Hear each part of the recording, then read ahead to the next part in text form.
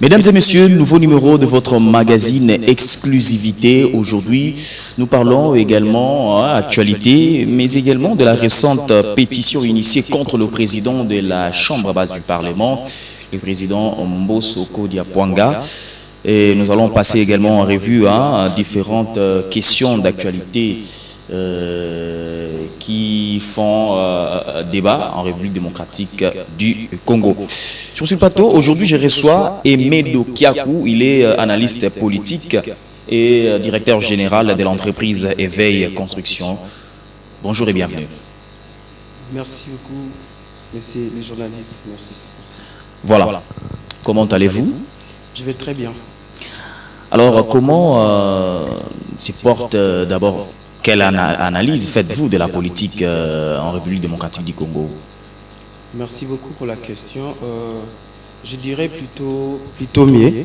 Je dirais plutôt mieux parce que la température est quand même assez bonne au pays avec les élections que nous attendons. Parce que la température, elle est assez bonne. Elle est bonne parce que nous attendons les élections en 2023. Il y a déjà un bureau qui est assis, qui a présenté son programme. Donc ça va. Alors, vous êtes analyste politique, mais vous soutenez les actions du président de la Chambre basse du Parlement, Christophe Mbosso Kodia. Mais pourquoi? Pendant que les députés, certains députés se plaignent du président Mbosso Kodia. Oui, je soutiens ces actions. Donc je dis bien que je suis indépendant. J'appartiens à aucun parti politique au pays.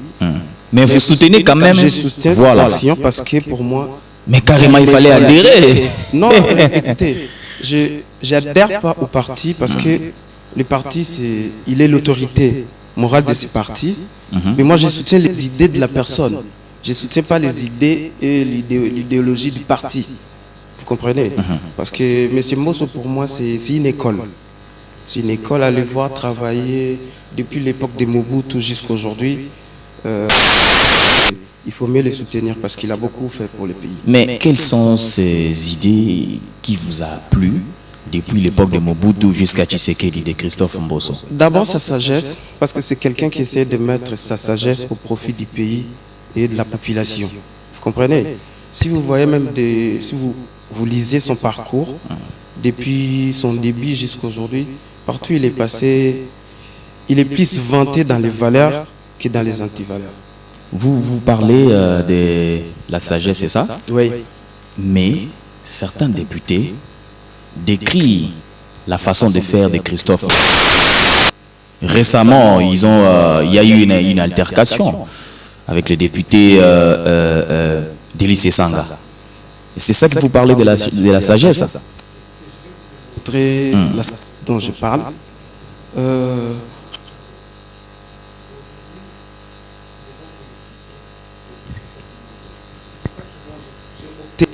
Félicité par rapport à quoi? Écoutez-moi, j'en arrive. Ok. Parce que c'est quelqu'un à féliciter. C'est pas que j'ai opté à parler de ça. Parce que c'est quelqu'un qui ne parle pas et pourtant il fait beaucoup. Vous comprenez? Je donne d'abord l'exemple. Aujourd'hui, il y a la CENI. À l'époque, le passé. Aujourd'hui, avec les élections à venir, ça sera une troisième expérience des élections. Mais regardez les deux élections passées. Pour élire un président de la CENI, et tout ça, c'était des guerres, des marches et consorts plutôt. Mais aujourd'hui, vous allez constater que M. Mbosso, M. Christophe Mbosso, le président de l'Assemblée nationale, a su mettre de sa sagesse et de son intelligence. Et il y a un bureau qui existe, sans aucun bruit, sans aucun casse. Vous comprenez? De ce que vous parlez là, vous avez soulevé un point de l'honorable Délice Sanga. Quand même, j'ai fait allusion à la sagesse de ce que vous avez dit de Mbosso. C'est ça que je voulais dire. Vous savez, les élus, c'est des modèles. Parce que d'abord, ils sont les représentants du peuple. Quel que soit, je ne sais pas quoi, mais vous devez quand même afficher un comportement honorable. Ça devrait commencer par le président. Oui, mais c'est ce que le président a fait. Le président, qu'est-ce que le président a fait? Le fait de traiter quelqu'un de voyou. si vous suivez, je pense que vous, les journalistes, vous n'avez jamais suivi cette vidéo. Vous comprenez? Essayez de regarder la vidéo et vous verrez bien que le président n'a jamais insulté. Et connaissant le président de l'Assemblée, il ne peut jamais le faire. Il a juste dirigé le Parlement, la réunion et tout ça. Et si vous voyez dans toute la vidéo et tout ça, il n'y a aucun endroit, aucun moment où le président insulté. Voilà, mais pensez-vous que l'Assemblée nationale joue de son indépendance comme pouvoir législatif pendant cette période? Exactement, si on doit le dire. Parce que M. Christophe Mbosso, il est de la majorité de l'Union sacrée. Vous comprenez? Il y a l'opposition, la majorité là-bas. La majorité qui a été basculée. Oui, oui. Mais comment vous pouvez dire qu'il n'y a pas... il n'y a pas indépendance là-bas, et pourtant qu'il y a la majorité, et il y a la majorité et l'opposition. La majorité et l'opposition. Oui. Oui, oui. Ça existe. Alors, on dit que Mbosso, il est dictateur. Mbosso a des propos qui choquent les députés. C'est que les députés et ce que l'opinion doit savoir, la population. L'Assemblée nationale, c'est l'institution qui est là pour d'abord voter des lois, proposer des lois et voter des lois, et en plus suivre le gouvernement. Vous comprenez? Si on dit que M. Mbosso est dictateur, est-ce qu'ils peuvent nous dire quelles sont les lois qu'ils ont proposées, qu'il n'a pas laissé passer? Vous comprenez? Il faut que les gens nous disent qu'est-ce qu'ils ont proposé pour le peuple, qu'est-ce qu'ils pensent pour le pays. Au lieu de venir dire, parler, M. Mbosso, il bloque, ici, ceci, cela. Moi, je pense que c'est question de positionnement. C'est des gens qui sont à l'Assemblée, ils sont députés. Il y a certains observateurs qui disent que Mbosso est devenu un militant au perchoir. Il dit parfois des choses comme un militant d'un parti politique. Ça ne cadre pas avec sa fonction. Bon, c'est eux qui disent ça. Pourtant que ce n'est pas vrai. Comment, si vous voyez la majorité des gens... vous soutenez je soutiens et puis la sagesse, l'intelligence de Mbosso depuis Mobutu jusqu'à Félix Tshisekedi. Je suis maintenant, je vous fais voir les choses qui se déroulent à l'Assemblée nationale. C'est ça, je suis ça moi aussi, monsieur voilà. Je suis ça aussi. Mais si vous regardez, vous allez constater une chose. Un député de l'Union sacrée, vous comprenez, qui est du même côté que le président de l'Assemblée, et qui après va venir dire que le président Mbosso est en train de bloquer. Il va bloquer quoi? Parce que vous soutenez une même vision l'idée des chefs de l'État. Et lui, s'il va bloquer, il va bloquer qui et quoi? Et vous qui êtes de la même famille que lui. Donc il ne peut pas contrecarrer le président de la République. Si quelque chose qui ne le fait pas. C'est ce que j'ai dit, mais jusqu'à présent, même ces députés-là, même vous, monsieur le journaliste, vous ne m'avez jamais démontré quelque chose que M. Mbosso a intercalé. Vous comprenez?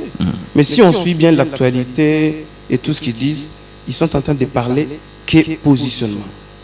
Vous comprenez? Et puis moi, je voulais aussi leur poser une question. Je voulais poser une question à l'opinion, à la population. Pourquoi c'est seulement maintenant? Parce que si on essaie de bien voir, c'est des gens qui n'ont pas la volonté d'aider les chefs de l'État à organiser les élections en 2003. Laissez-moi poursuivre. Pourquoi? Il y a un bureau. Et il faut qu'il y ait des fonds alloués pour la CENI. Vous comprenez? Si elles sont en train de chercher à basculer le bureau de l'Assemblée, tout ça, tout ce qu'ils veulent, c'est bloquer pour qu'il n'y ait plus d'élection en 2023. Donc on doit le savoir. Et même les chefs de l'État doivent comprendre que ces gens-là sont en train de travailler pour qu'ils ne réussissent pas son mandat. Voilà, après une pétition initiée contre le président de l'Assemblée nationale, Christophe Mbosso, êtes-vous d'accord de la gestion du speaker de la Chambre basse du Parlement? Je me répète encore par rapport à cette question. Oui. Parce qu'il y a eu 100 signatures, si je ne me trompe pas, à l'Assemblée nationale pour destituer Christophe Mbosso. Ça ne va pas passer. Ça ne va pas passer. Parce que la population, il est plus deep. Vous comprenez? Parce que si vous lisez aussi les réseaux sociaux et tout ça, comme moi, si vous voyez, il y a plusieurs questions qui passent. Il y en a qui parlent de véhicules, après mauvaise gestion. Et la mauvaise gestion, ils ne nous disent pas exactement c'est quoi. Vous voyez, c'est comme si un papa qui gère son foyer, la maison, si on dit qu'il ne gère pas bien, qu'est-ce qu'il ne gère pas bien? Est-ce que c'est le loyer qui paye en retard? Est-ce que c'est des enfants? Mais ce n'est pas pour rien que le député Adrien Poba a récolté. Oui, ce n'est pas pour rien Adrien Poba a récolté 100 signatures. D'où il y a eu quelque chose à l'Assemblée nationale, raison pour laquelle ils en avaient marre peut-être. Est-ce que c'est vrai? Bon, on verra de toutes les façons la fin, parce que nous on sait que ça ne va pas passer, parce que la population ne va pas supporter ça. Alors, qui sont les piliers de l'union sacrée de Félix Tshisekedi? Parfois, on voit Mbosso, on voyait Jean-Marc Abound et les autres. Moi, je pense qu'on n'est pas là pour citer des noms. On est là pour soutenir des valeurs. Parce que comme je vous ai dit, moi, je suis indépendant. Moi, je soutiens que des valeurs. Vous soutenez quelqu'un qui est de l'union sacrée? Oui, je voilà. soutiens quelqu'un qui est de l'union sacrée, qui s'appelle M. Christophe Mbosso, le président de l'Assemblée nationale. Et je soutiens aussi les chefs de l'État. Pourquoi? Parce que, regardez, aujourd'hui, nous jeunes, vous et moi, si on nous regarde bien, on est jeunes, on a moins de 40 ans. Et aujourd'hui, le président Félix veut bien que les jeunes comme toi et moi, comme tous les autres qui sont à la maison, qui nous suivent, et tout ça, puissent développer, aller de l'avant, participer dans l'action et dans la gestion du pays. C'est une très bonne chose. Et d'aider, il y a la liberté d'expression. Là, je passe à la télé, je dis ce que je pense, et après ici, je vais rentrer chez moi, tranquille. Vous comprenez? Et ça, c'est le président Félix Tshisekedi, et ça, on doit louer ça quand même. Pensez-vous qu'il y aura des élections en République démocratique du Congo en 2023?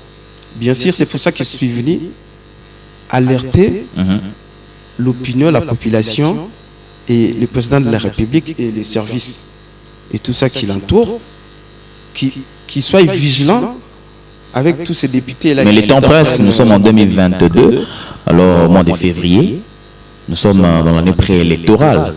Oui, mais il y a la CENI, la CENI est là pour ça. Donc, ils savent que 2023, c'est l'année prochaine. Vous y croyez encore? Bien sûr que oui. Bien sûr. Oui. Et Medo, nous allons parler maintenant de votre entreprise. Je disais, c'est quoi l'entreprise? Éveil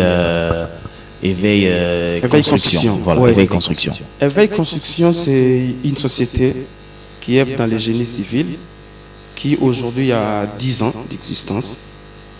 Ah bon? Oui, 10 ans. 10 ans. Regardez-moi, félicitations. Aujourd'hui, et 10 ans après. Donc tu vois, on a commencé tôt. Et tout ça. Et Éveil Construction. Oui, nous allons parler également du rôle de la jeunesse en République démocratique du Congo. Voilà, en parlant de votre entreprise. Oui, donc Éveil Construction, c'est une société qui est à 70% construite par des jeunes. Et ces jeunes, c'est ces jeunes qui gèrent l'entreprise. Nous avons aussi des vieux. Mais à majorité, à 70%, c'est des jeunes qui gèrent l'entreprise. Donc vous voyez, Éveil est en train de valoriser la jeunesse et la compétence des jeunes. Vous comprenez? Il engage les jeunes, il les forme. C'est quoi ce que vous faites exactement? J'ai bien dit le génie civil. Génie civil, c'est tout ce qui est construction. Peut-être certains téléspectateurs ne peuvent pas comprendre que c'est quoi le génie civil. C'est ce que j'ai dit. Voilà. Donc, tout ce qui est route, pont, bâtiment, érosion. Donc, en fait, tout ce qui est génie civil, c'est vague, mais donc c'est tellement large, ça nous prendra beaucoup de temps pour développer. Mais tout ce qui a trait à la construction, Éveil Construction le fait. Voilà.